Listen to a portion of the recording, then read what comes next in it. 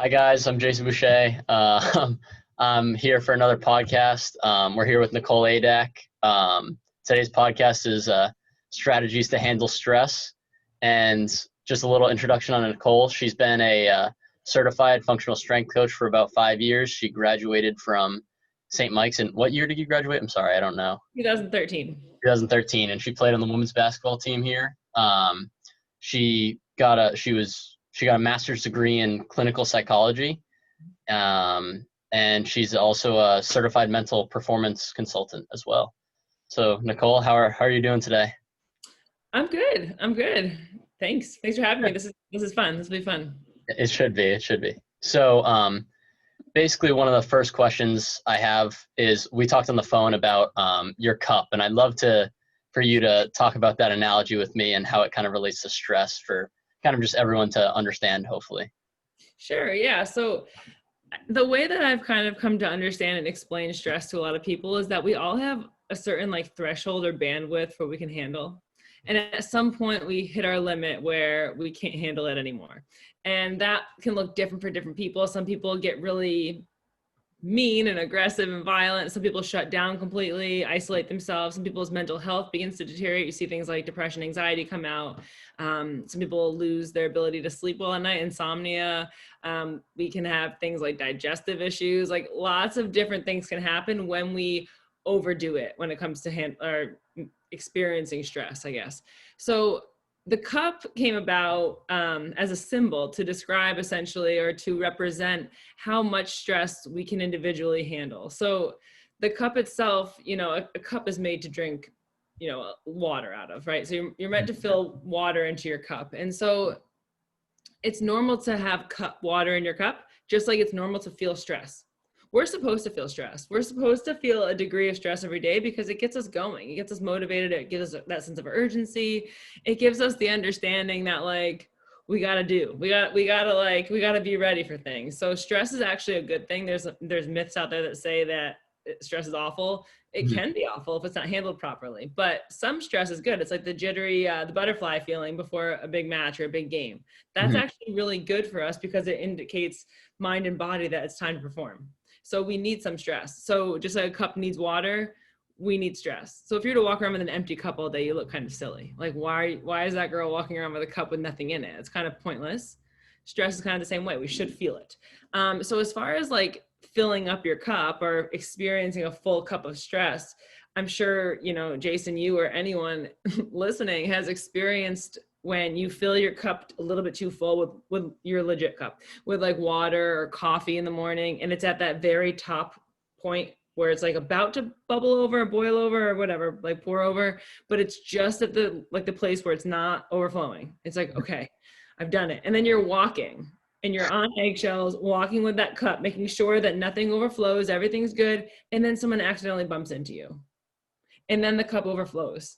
And then you're worried about damage control. Oh my gosh, my hand is getting my coffee on it. I need to make sure I clean that. Now I can't drink my coffee because I'm focusing on cleaning my hand off. This is awful. Oh my gosh. The smallest inconvenience or unpredictable experience of that person bumping into you has created this like chaos. Yeah. Same with our stress. If we're stressed and like we let little things like creep up, so we're pouring stress into our stress cup all day and like, got in an argument with my friend, my boyfriend yelled at me, school's really hard, it's finals week, COVID-19, now we can't play sports, now I'm isolated. Like your cup keeps filling and filling and filling. At some point we reach that point where it's like one little thing may set us off. It's like when, those people when like you give, like someone gives you a bad look, like, like the dirty look and you like freak out, like, oh my God, what's wrong with them? Why are they giving me such a dirty look? Your cup is probably so full that little thing is a big thing. Gotcha. So I don't know if that makes sense. And then one last thing I'll say about this too, is that we all have different size cups. So as far as like stress goes, so some people have that like Dixie cups or like a shot glass size cup of stress where they stub their toe or the person looks at them with a bad look and all of a sudden their day's over, they're stressed out, they can't handle it. And then some people have those Gatorade jugs where like they can just handle anything. Stress happens and they're seemingly fine. So it's really important when it comes to like using this symbol effectively, knowing how full your cup is, knowing how big your cup is actually is the first thing. Then knowing how full it is, knowing, are you close to overfill? Are you not? And then once you know how full you are, what's filling your cup? Is it necessary? Is it not necessary? And what can you do to help yourself so that you have a manageable fill? Because you don't want an empty cup, but you want just enough where it feels comfortable, if that makes sense. Gotcha. No, that definitely made sense. That was that last sentence you just said about knowing how much you like, especially what's filling your cup. And a lot of times for me personally, it's like you kind of go on, you think it's not filling your cup, but then it ends up filling your cup, if that makes sense. And then before you know it, you're already overflowed, and you kind of just have to honestly just take a day off and be like, I need to just chill. Yeah. But what would you, so when your cup is filled, do you have any strategies or like anything that you specifically do or as you've helped people do on how to either lower that stress level or be able to kind of cope with it? And is there any, like, has there been any instances for you where you've been able to make the cup bigger in any senses? That's a great question.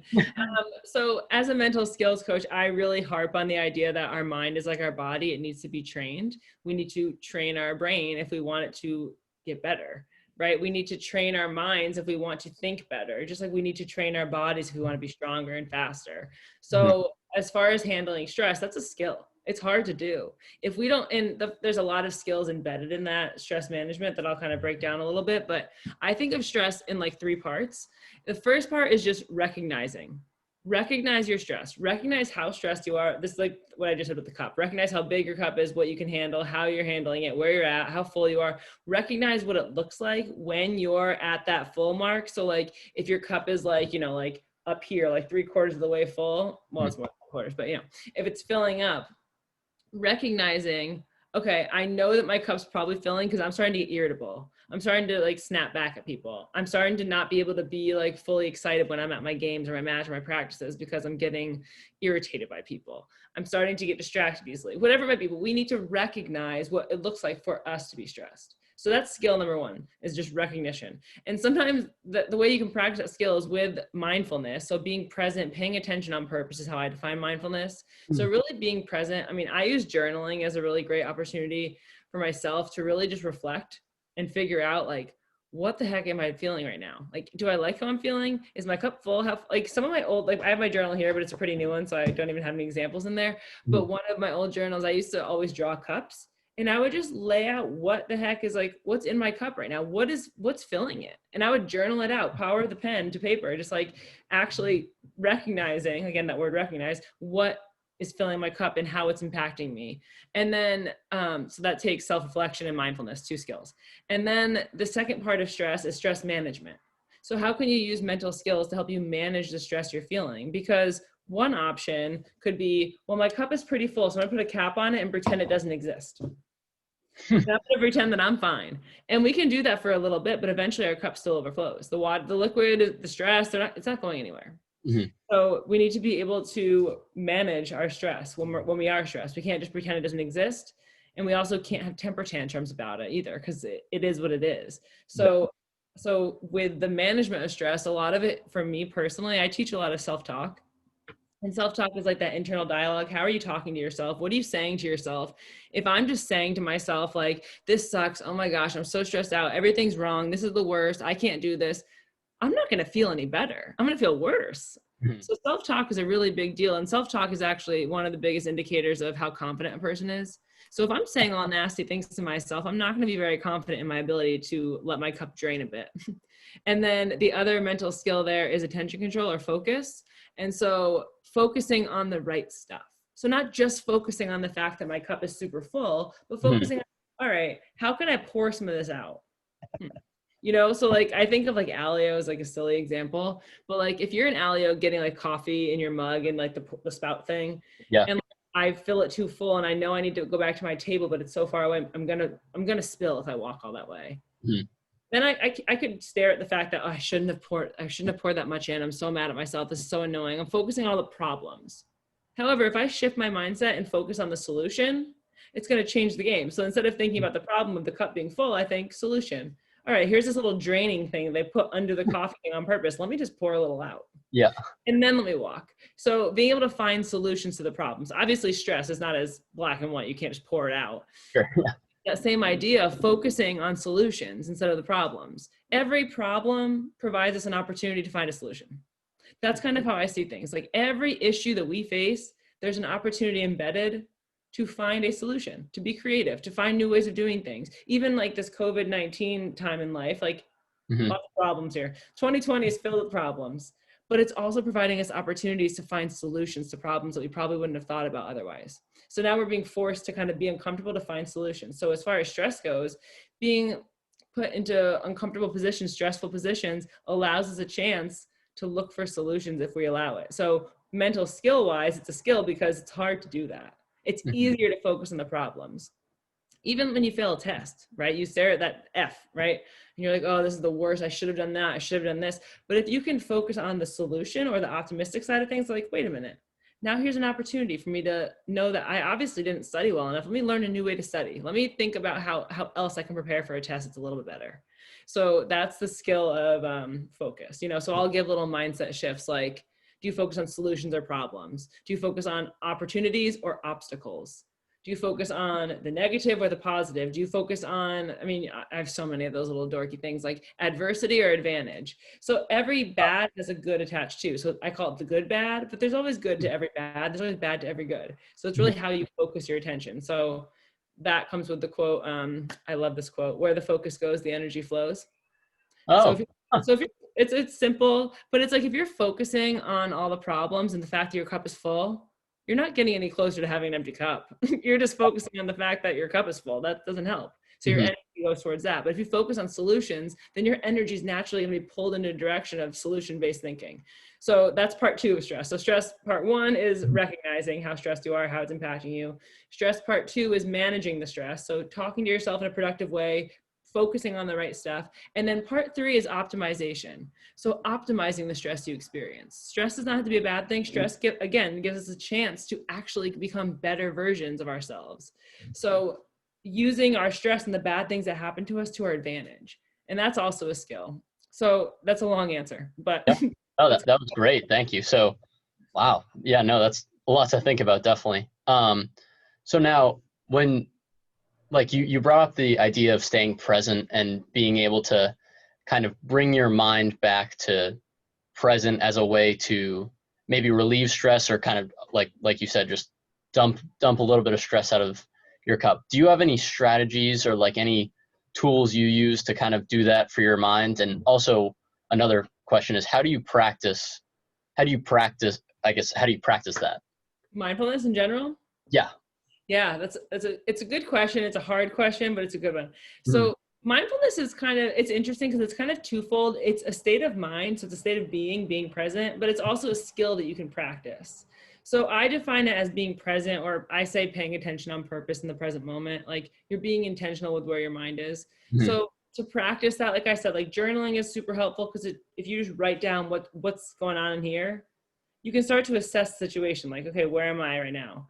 Another more tangible way to practice mindfulness, I use the practice of meditation. I don't know how familiar you are with meditation. And a lot of people hear meditation and assume like kumbaya, let me sit cross-legged with my fingers like this and be in silence for 8 hours. Like that's not how I teach meditation at all. The way that I teach meditation is as a chance to practice focusing on the right stuff, which is the present moment. So I've had athletes do a bunch of different ways, and I do it too, but I've had individuals that I work with practice their meditation. I mean, it could be as simple as setting your phone timer for 3 minutes, and then you put your phone down, and then we're practicing single point focus meditation. So that means you're focusing on one thing for a set amount of time. 3 minutes on my phone, done. I'm going to focus on my breathing.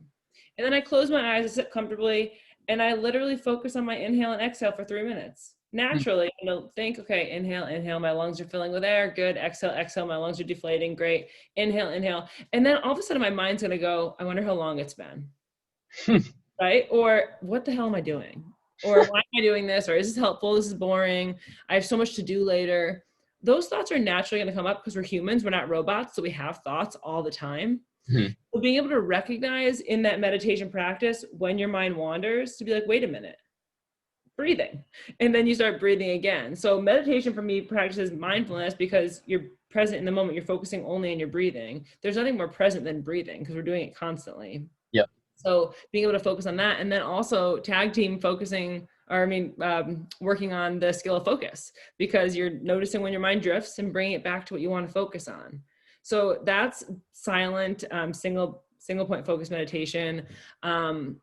And it's challenging. It's not easy. And, you know, you think about like how that relates to sports and just life in general. Like, you know, I feel like a lot of times like a coach will yell at you, right? Or a teacher will call you out for talking to your friend or whatever. Like you get in trouble, you have a moment where you slip up or you know, and your mind automatically gets distracted by that thing. And then all of a sudden your attention is being pulled in a direction of, this is bad. I should have been doing that earlier. I shouldn't have been talking to my friend. I should have studied more. I shouldn't have messed up on that play because now coach is yelling at me, or now we're going to lose because of what I just did, or now I'm going to fail this class. Oh my gosh. And our minds go in so many directions. We either revert to the past and think, if only I didn't do that, or if only I didn't mess up, or if only the teacher didn't see me, or we think about the future. Well, now this is going to lead down that path. Both of those things are so silly because the future and the past are both not right now. So we can't go back in time and we can't go into the future. All we can do is be present. So a lot of times just doing a little self-inventory, self-check-in, like, is my mind where my feet are right now? Am I in the same place? I have athletes just look down at their feet and like check in, like, is my mind where my feet are? Is my body and my body and my mind in the same place? A lot of times the answer is no. Yeah. So to be able to notice, that's a skill to notice this. And that's why meditation is really handy, because it's an opportunity to practice noticing when your mind drifts and bringing it back. So just like in school or in sports, noticing when your mind drifts to the official who made the bad call and bringing your mind back to the present moment. It's really, really hard to do, but it's really necessary. And with sport performance, well, not even sport performance, with performance in general, peak performance only happens in the present moment. I worked with a team the other night and I asked them the question, what do you think the number one issue that I experience as a mental skills coach with the athletes I work with? Like, what's the biggest problem? And, you know, depending on the team, like they'll give different answers, like lack of confidence, you know, distractibility, whatever. But ultimately, the biggest problem I see is that people's minds and their bodies aren't in the same place. And when mind and body isn't in the same place, you can't guarantee that you're going to perform. There's too much at stake. So being able to practice getting your mind where your body is really, really important. And that meditation is just like a simple little practice. It's like doing lunges to activate your glute muscles and strengthen them. Doing meditation activates your focus muscles and allows you to practice being mindful so that it can then apply on the field or on the court or on the ice or wherever. Wow, that's great. That was some great techniques you gave us there. Thank you. Definitely. Yeah, no, of course. So kind of, not to go back to the kind of voice in your head, but I call it the like little voice.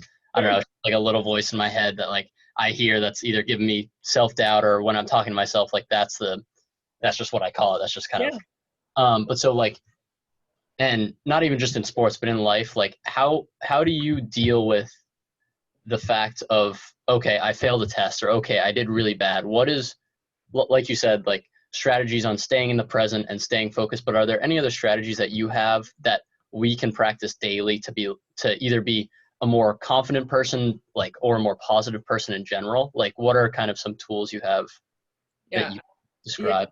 I like that you're connecting the self-talk or the little voice with confidence, because it's genuinely a very strong connection. Like, it's a very strong connection between the quality of our thoughts, how well we talk to ourselves, and how confident we feel, how positive we are. So that I want to talk about that. And then I also want to touch on optimism, which is kind of what you talked about with like being more positive, but I'll start with the confidence thing.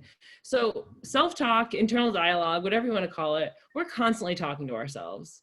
Constantly. People who say they're not talking to themselves all day are wrong. Like, we are all talking to ourselves all day, every day. It could be neutral thoughts. There could be really positive thoughts, really negative thoughts.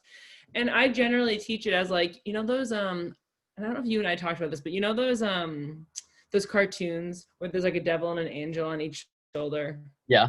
And the main character is like trying to make a decision. They're struggling and they keep looking at both of those people to like get an idea of what they should do, and the angel on the one shoulder saying do the right thing, and the devil saying no, do what you want to do, like, and the person in the middle is kind of just listening. That's Yeah. kind of like us in our self-talk. But instead of saying devil angel, I just like don't like that language.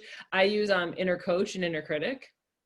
So we Oh, have like an inner critic. You think of critics, like think of like the worst possible type of fan who's like booing you, like sure. chewing you out, like discouraging you, making you feel small. That's like the inner critic, right? And then we Gotcha. have the inner coach who is productive and helpful and encouraging. And there's a reason why it's an inner coach and not an inner cheerleader, because cheerleaders are like, you're the best, you got this, yay, even if things aren't great. Like a coach is productive. They want you to be better. So Gotcha. our inner coach wants us to be better, wants to help us. Our inner critic is like, you suck, you can't do this. So one like tangible is like, who do you listen to? Do you mostly listen to your inner critic, or do you mostly listen to your inner coach? Now, the unfortunate news is that we can't just like flick off the inner critic from our shoulder. They're always going to be there. We have those thoughts pop up every once in a while. Something bad happens and we think about the worst. Of course, that's fine. I failed a test. Oh, that's the worst. I suck. We're all going to have those thoughts all the time. But it's what do you do with those thoughts? So one thing you could think about is there's two things you could do here. One is reframing. So reframing is like having those inner critic thoughts and hearing them, noticing them, observing them, recognizing that you're listening to that inner critic, and then asking yourself, well, I wonder what that inner coach is trying to say to me. Because we get into the habit of doing the same thing. We're creatures of habit. So if we constantly listen to our inner critic, then we're going to eventually be so stuck here that we don't even know that this little coach is trying to tell us something. And the more we listen to the critic, the louder the critic becomes and the quieter the coach becomes. So we can't again shut off the critic necessarily, but we can certainly turn the volume up on the coach and turn the volume down on the critic. Gotcha. So actually reframing, like instead of focusing my attention on what this critic is saying, what would the coach be saying? So an example, like if you failed a test, the critic will be saying, you suck, you're not smart, you're going to fail this class, oh my God, I can't believe you didn't study more, right? All those negative thoughts. And then if you say to yourself, well, what's the critic saying? It's like, all right, now you know how you have to study next time. Like you got to make sure that you really review the flashcards, or I don't know how you study, but you know, like it's just a more productive way to think. Or hey, it's one test, you're fine. Mm-hmm. You've had 7 other A's this semester. 1 C or D or F or whatever isn't going to kill you. It's one test. Mm-hmm. It's like having that kind of balance a little bit better. The other option is to hear what the critic is saying and ask yourself, well, what can I take from that? How can I make that, not necessarily spin it into a positive, but what is the critic trying to say? So when the critic says to me, you suck, you didn't pass, you're failing, you're a failure. For me, I'm like, oh, the critic is telling me that I'm a motivated person. I want to be better. Cool. Like, you know what I mean? And just spinning it in that direction instead of just like focusing on all the negative stuff. So that's like the self-talk thing. Mm-hmm. And how we talk to ourselves in the moment, self-talk, again, indicates how confident we're going to be. Confidence it comes from a lot of different places. It comes from, you know, how we kind of see ourselves in the world in general, how we grew up with our parents and our families. If we were told we could always do something if we tried, or we were told don't do that, you'll fail, depending on what messages we got as a little kid. Like I call that psychological framework, but that framework of how we see ourselves in the world, that dictates how confident we're going to be. The second piece of confidence is in our preparation. We have a test coming up. Did you study? Did you not study? If you studied, you're going to feel more confident. If you didn't study, you're not going to feel as confident. Third component is our personal history or experiences. Have you taken other tests like this before? If you have done well? If you haven't, ugh. So depending on your experiences of succeeding or failing, that's going to impact your confidence. And then the fourth component of confidence is your self-talk. So if you go into a test or a game or a match or whatever, and your psychological framework is such as like, your family always told you that you were great, you could do anything you want, just try hard. So you have this understanding like, I can do it. And then you prepare for your exam, you study your butt off and you work hard and you're ready for the exam and you've gotten 4 A's so far this semester. You're in a pretty good place to feel pretty confident going to that exam. Yep. But if you sit down and grab your pencil and you say to yourself, I'm going to fail this thing, your confidence automatically will go down. So really being able to talk to yourself in a productive and positive way can make a massive difference. And then as far as optimism goes, I know I'm kind of babbling here, but as far as optimism goes, optimism is a skill as well. And optimism it's not necessarily this blind positivity where like, everything's going to be awesome. Like That's not really optimism. Optimism is more like, I believe things are going to get better. Okay. I believe that this is going to lead to a better result. So optimism is actually at the foundation of mental toughness. So mental toughness is like that idea of like being tough and getting through things. But the people who are mentally tough are generally optimistic because they believe that the work that they're putting in now, it's going to be worth it. So in order to be mentally tough, we have to be optimistic. If we don't believe things are going to get better, what would be the point of being tough? So optimism is a skill that we have to train. So we have to remind ourselves of what could happen, good wise, not bad wise. Okay. Wow, that's I've never heard that kind of idea of being mentally tough is really just not only solely being optimistic, but that's a great connection. Wow. Yeah, it's pretty much like at the foundation of it. Because Yeah. again, like think of those, like the old school way of thinking of mental toughness is like just work hard, like pain doesn't mean anything. Like I remember I told someone this recently. I had a sweatshirt in high school from like a basketball team I was on. And it was like, I think the quote on the back of the sweatshirt was like, pain is temporary, pride is forever. And like at the moment I'm like, yeah, like pain is temporary. And like that's the old school way of thinking about mental toughness. It's like just keep pushing past the pain, ignore it. If you ignore it, it does not exist. Like just keep pushing harder, push harder, harder. The new school way of thinking of mental toughness is knowing yourself and knowing what you need, believing that things are going to get better, and taking care of yourself in such a way that you can continue to move forward, as opposed to pushing yourself so far that your cup is overflowing and then all of a sudden start over again. That's not that great.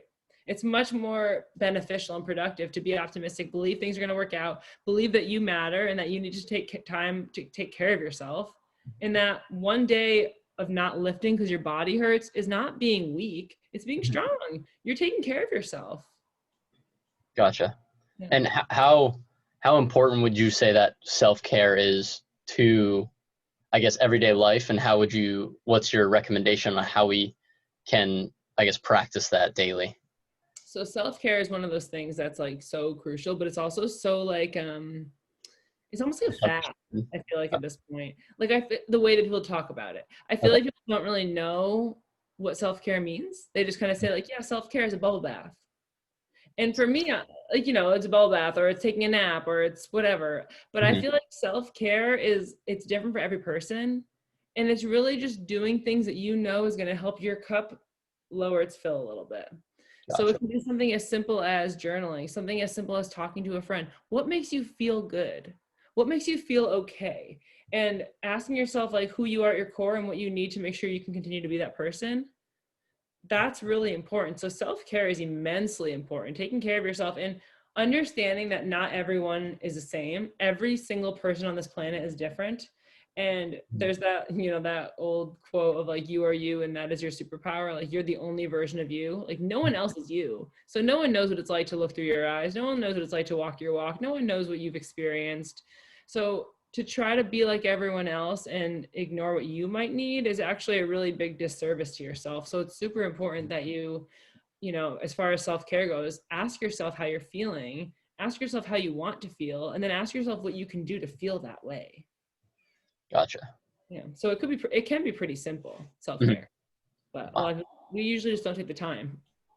Yeah, no, I mean, besides napping, I can't really think of a time that I've actually thought of like, oh, I'm going to take some just time and just like do, and not to say like, of course I do the things I want to, I'm very lucky in that sense, but more of just like, oh, I should like take 2 hours on a Saturday and just do what I want to do, maybe alone or maybe with friends, but that's maybe go hiking, you know, it's important. Definitely. You're right.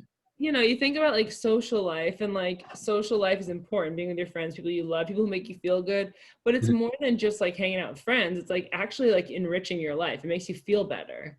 And then like, you know, plus like getting out in nature, like there's been so much research out there that suggests that being in nature, especially in sunshine, can really enhance like different, like, you know, it really can, I'm trying to think of an easy way to say it, but it really helps our cortisol levels, which is our stress hormone. It really helps our ability we need vitamin D as humans. We don't get enough of it, especially in the Northeast. So being in the sunshine actually helps with that. It helps with mood. Like we need to be doing these things because it helps us, not just because it's fun, but because it's actually helping our health, mental, physical, emotional. Gotcha. Wow. It's important. Definitely. That's for sure. Now, all right, this might sound like a weird question, but if if you were to be your own mental skills coach dash mental health coach for your college self, what would be the top 3 things that you would like do, say, or maybe change about like how you not acted, but how you like, I guess, use the skills you know now to improve your life, I guess. That's a really good question. Shoot, I've never been asked this question before. You know, a lot of people go into different fields of work because they know it's something they're missing. So certainly I know that I needed this when I was an athlete. I think the first thing for sure is the sense of mindfulness and being present. I think I call it monkey mind, when your thoughts swing from branch to branch like a monkey, you know. So like I was very much like monkey minded in college, and like always thinking about like, oh, if only I did this yesterday, then I would have made more shots in tonight's game. Or now I'm not gonna we're not gonna have a winning record and it's gonna be the worst. I was always going from like future to past and never able to just be present. So I would say that's a big one for sure, is like being present and like being in the moment, like not letting other things distract you, just being present. Which kind of brings me into my next one of, I guess it would probably be like that focus idea of like focusing on like the productive stuff. Like don't just like dwell on the problems, because that just weighs you down. I think a lot of times as an athlete, it's easy to do this too. You focus on all the things interfering from you performing to your best. And then we never flip it and say, okay, well, what can I do about that? We just kind of like focus on the problem. And I definitely did that. Like if a ref made a bad call, I would be mad at that ref for the whole game. That's literally wasting my energy. And now because I'm so focused on that official, I'm taking opportunities away from me right now to kind of perform. Yeah. So that's another one. And I kind of started to dabble in this a little bit when I was a senior, but like performance routines and mental preparation, I didn't do enough of it, but like having a consistent routine and understanding it's not about superstition, it's about routine. There's a very big difference between ritual and routine. And, you know, rituals is like relying on external sources, and superstitions to help you through, you know, like to help you prepare for a game. Like if I have this cough drop right while I'm getting like ice on my ankle or heat, whatever, then then I'll play well tonight. No, Yeah. that doesn't do anything. But we kind of believe that our rituals help us. Rituals can help us, but the routine is really what's important, is checking in with yourself. How am I feeling right now before this game is starting or before this practice is starting? I want to be present. So what can I think about, or what can I say to myself, or what can I focus on that's going to help me right now warm my brain up so that I'm in the right place head-wise so that I can perform to my ability? So routine is all just about checking in with yourself. How do I want to feel? What can I do to feel that way? That's what routine should be. People think of these like these long rituals before games and practices of like, I'm going to do this, I'm going to do that, then I'm going to drink this water, then I'm going to do this, then I'm going to have this meal, then I'm going to have this, like this long list. And it's like, well, what if something happens and you can't do one of those things? Yeah, then you're in trouble. And you think you're not going to perform. When in reality, it's like, no, like you have full control over how you are right now. Gotcha. Yeah, so probably those things. So yeah, mindfulness for sure. Attention control and the focus refocus thing, and then having a consistent routine and reminding myself that like I have control over how I show up. I don't have control over other people, but I have control over how I show up. And I know this has been a reoccurring kind of question, but about that third part, is there a way to like, or what was kind of the ritual, or not ritual, sorry. You're good. But it was like, was there any kind of like specific things you did to make sure you weren't practicing rituals and you're practicing being present? Or is that like how do I notice that something that I am doing is like, this is kind of a weird thing, but I like my water bottles like at a certain way on the bench. And if they aren't like that, I like move them to a different way to make sure they're like that.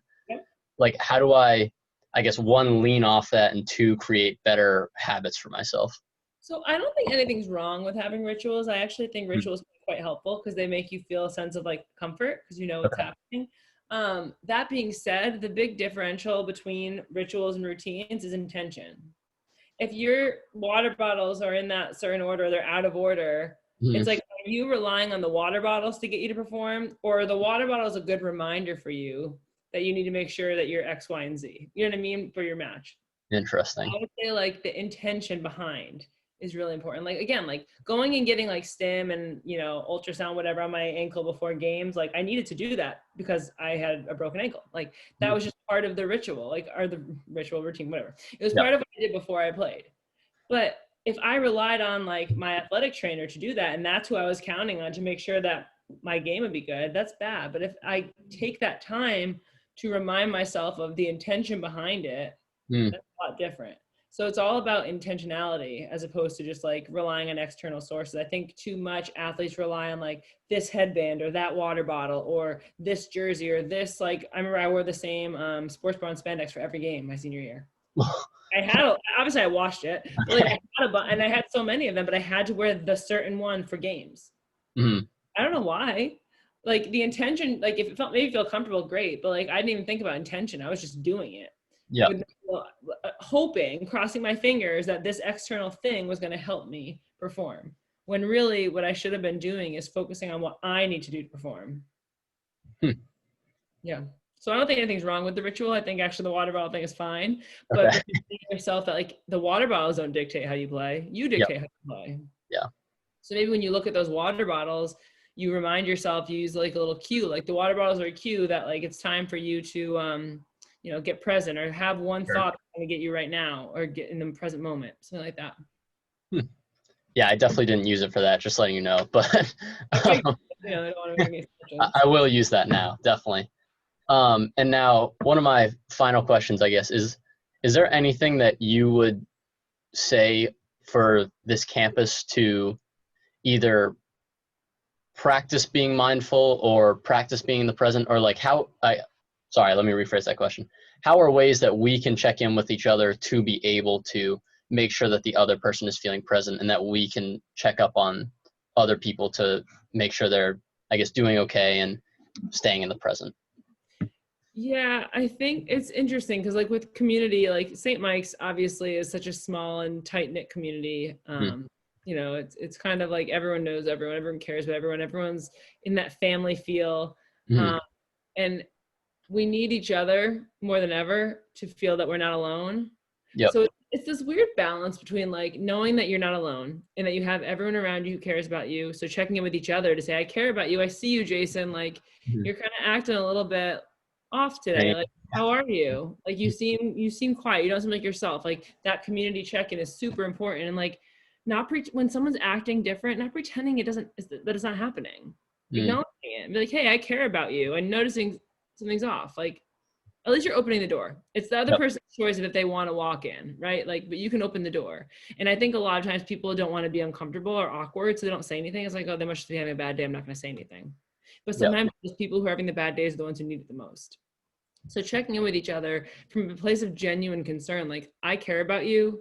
This is a little bit different than what I'm used to. Like anything that you want to talk about. And if they say no, okay. But at least now they know that you care. You see them. They're not alone. That's really important. Especially with teammates. You know how your teammates play and perform. You know they show up for practice. You know how they are when they're goofy selves. But when that goofball all of a sudden isn't acting goofy, you saying like, hey, what's going on? And not in front of the whole team, obviously. Call them aside and just say, hey, like I noticed earlier, like you just acted a little different. Are you sure you're okay? I want to make sure you know that I'm here.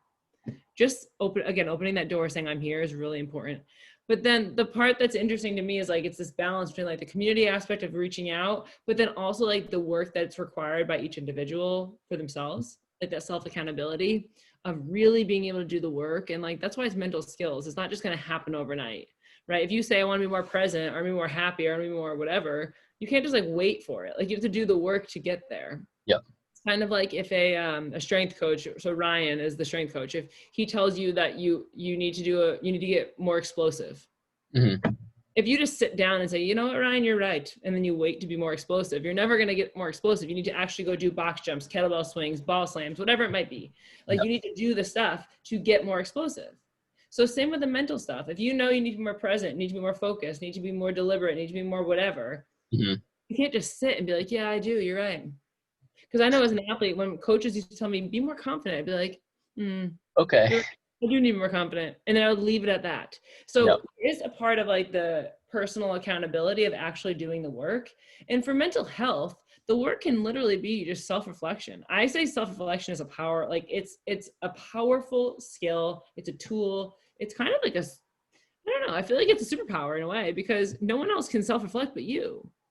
So checking in with yourself and like trusting yourself enough to know when something feels off, and it's okay if it feels off. It doesn't mean you have to stay off forever. It just means like knowing yourself and knowing what's going on for you, how you're feeling emotionally. And I think I said this to you over the phone, but emotions, negative emotions particularly, if you just name them or title them or label them, it actually reduces the intensity of that emotion that you're experiencing just by naming it. So sometimes just knowing what you're feeling and acknowledging it and not pretending it doesn't exist can really help you then be able to problem solve. So now I know the problem, I'm feeling really anxious. So what is a solution here? What can I do? I know it helps when I talk to people. I know it helps when I go on a walk. I know it helps when I journal. I know it helps. Then you can start to kind of work on it. And maybe then you communicate with someone you can trust. Hey, like I'm feeling off. Like when you notice me feel like acting really like quiet or down, like could you just check in? Mm-hmm. But yeah, so it's kind of this dual thing, right? Like the community check-in, like check in with your friends. When someone's acting odd, like the worst case scenario, if someone's acting weird or different, I should say, and you're like, hey, is everything okay? The worst case scenario, in quotes, is that they say, I'm fine. Yeah, that's it. Yeah. Yeah, maybe not the worst case scenario, but you know, like that's one of the scenarios that they say, I'm fine. Like, no, weirdo, like thanks, but I'm fine. And then the best case scenario is you help someone, you save someone, you made them feel not alone. You made them feel like they could be supported, that they deserve that support. Mm-hmm. So there's never harm in reaching out. Gotcha. Yeah. Awesome. Well, unless you have anything else to say, thank you very much for your time. It's been very informative, definitely. That's for sure. And we hope to see you maybe on campus soon-ish. Well, I'm always available via Zoom. That's been the world of mine these Name of days. the game. Yeah. But that's right. Yeah. And I think the only thing I would like to say kind of as a closing is like, we have to take care of ourselves and we have to be intentional about it. So, and it doesn't mean just like doing all the time and getting as much stuff done as possible. Like 2020 has shown us that things that we do can be taken away from us, right? Our sports can be taken away from us. Being able to roam around campus can be taken away from us. But one thing that can't ever be taken away from us is who we are, how we approach things. So it's really important for individuals to know who they are at their core and to be able to be confident in that version of themselves because it's their true self, and to really live in that way so that even when things in the what's of the world get taken away from us, who we are, how we do things, that never can be taken away. So really kind of doing the intentional work to know who you are so that you can really be your best self. Oh, awesome. Well, very great closing words. Thank you very much. We hope to kind of have you in this community, and thank you for representing, of course, incredibly well and what you're doing now. And yeah, just thank you very much for taking the time. Appreciate it. Yeah, and for more work to come. yeah, definitely. Hope to see you soon. All right. Thank you. Yep. Bye.